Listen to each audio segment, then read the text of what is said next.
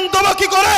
ওই যে কেরলের 1400 বছরের মসজিদ বলে দিচ্ছে 1400 বছর ধরে ভারতে মুসলমান ছিল, আজান ছিল, একামত ছিল, নামাজ ছিল। ওই যে গুজরাটের 1300 বছরের মসজিদ বলে দিচ্ছে ভারতবর্ষে মুসলমান ছিল 1300 বছর ধরে, আজান ছিল, নামাজ ছিল। তাই ঐতিহাসিক মসজিদগুলোকে বিরান করে কবরগুলোকে মিটিয়ে দিয়ে এরা সমাজকে দেখাতে চাইছে মুসলমান এদেশে নতুন করে এসেছে, তবে তো এনআরপি করে এনআরসি করে আমাদের তাড়াতে সুবিধা হবে। কথা বুঝছেন না, বোঝেন না? তাহলে একদিকে যেমন এটা আমার ধর্মকে মিটাবার ষড়যন্ত্র, অপর দিকে এর পিছনে পুরো ভারতের মুসলমানদের ঘরে নাগরিকহীন করে এদেরকে গণহত্যা করার একটা ষড়যন্ত্র চলছে। মনে রাখবেন, এই জায়গায় আমাদেরকে জীবনের শেষ নিঃশ্বাস দিয়ে হলো আমাদের ওয়াকফ, আমাদের মসজিদ, আমাদের মাদ্রাসা, আমাদের কবরস্থান, আমাদের ঐতিহ্য আমাদেরকে বাঁচাবার জন্য সংগ্রাম করে যেতে হবে। এতে আপনারা তৈরি আছেন না নাই বলুন? তৈরি আছেন তো নাকি? আর মনে রাখবেন, কেন্দ্রে আজকে যে সরকার আছে কাল বেটা মরে যাবে, অন্যজন আসবে, পরশুদিন আবার কেউ চলে যাবে, অন্যজন আসবে।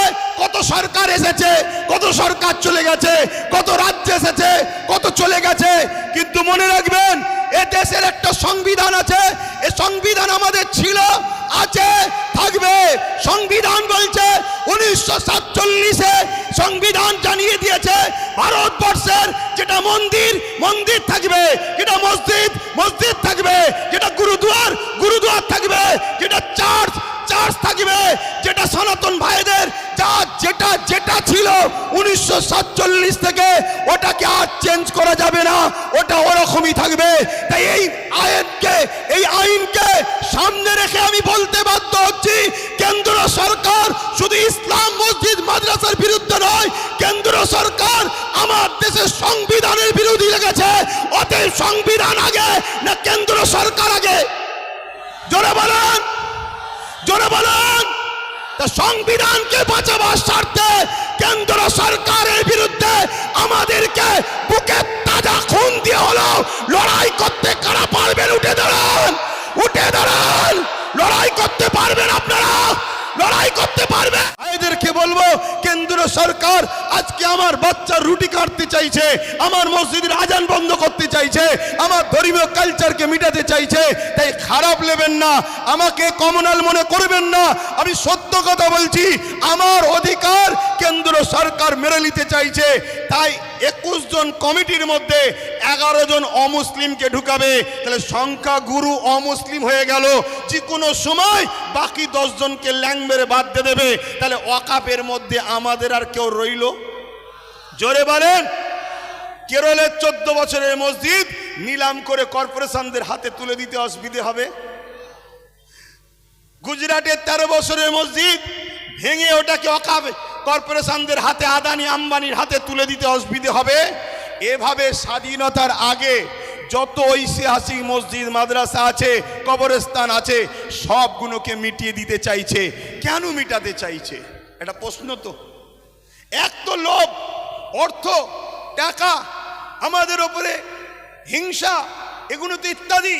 কিন্তু বাস্তবটা শুনুন, বাস্তব হলো এটাই। এনআরসি এনপিআর করে মুসলমানদের ধরে বিদেশি বলে তাড়াবার চেষ্টা করেছিল। আফগানিস্তান, পাকিস্তান, বাংলাদেশ বিভিন্ন রাজ্য থেকে অমুসলিম ভাইরা এলে তারা নাগরিকত্ব পাবে, মুসলমানরা পাবে না, এই বলে বিভাজন করতে চেয়েছিল। সেই জায়গায় আমি বলেছিলাম অবশ্যই দিন কোনো আপত্তি নাই।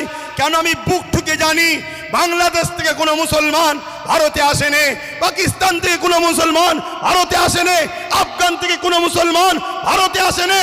তাই আমাদের নাগরিকত্ব দিবার প্রয়োজন নয়। আমরা ছিলাম, আমরা আছি, কারো কথা এই বাংলার বুকে আমরা হতে দেব না। এতে আপনারা রাজি আছেন না নাই? রাজি আছেন না নাই? কেন? আমার দেশের সংবিধান, আমার দেশের সংবিধান আমাদের কাছে আগে। আমার দেশের সংবিধানকে যে পোড়াগুল তুলবে, আমার দেশের সংবিধানের বিরুদ্ধে যে কথা বলবে, আমার দেশের সংবিধানকে যে মিটাতে চাইবে আমরা তাকে মূল গোড়া থেকে মিটিয়ে দেওয়া রাজি আছে। কেন অনেক কষ্ট করে এদেশ স্বাধীন হয়েছে। হাজারো মুসলমান, হাজারো হিন্দু, হাজারো আদিবাসী, হাজারো দলিত, হাজারো শিখ, পাঞ্জাবিদের রক্তের বিনিময়ে এদেশ স্বাধীন হয়েছে।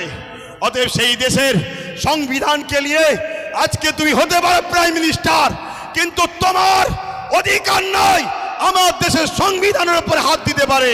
ঠিক না বেটি? এখানে আর একটা ছোট্ট কথা বলবো।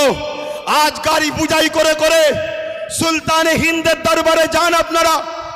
কি গো, জানতো নাকি? ছোট করে দেবো, টাইম কি হচ্ছে শোনেন। অসুবিধা হচ্ছে আপনাদের? আমি আন্দোলনে নামিনি, নেমেছি যখন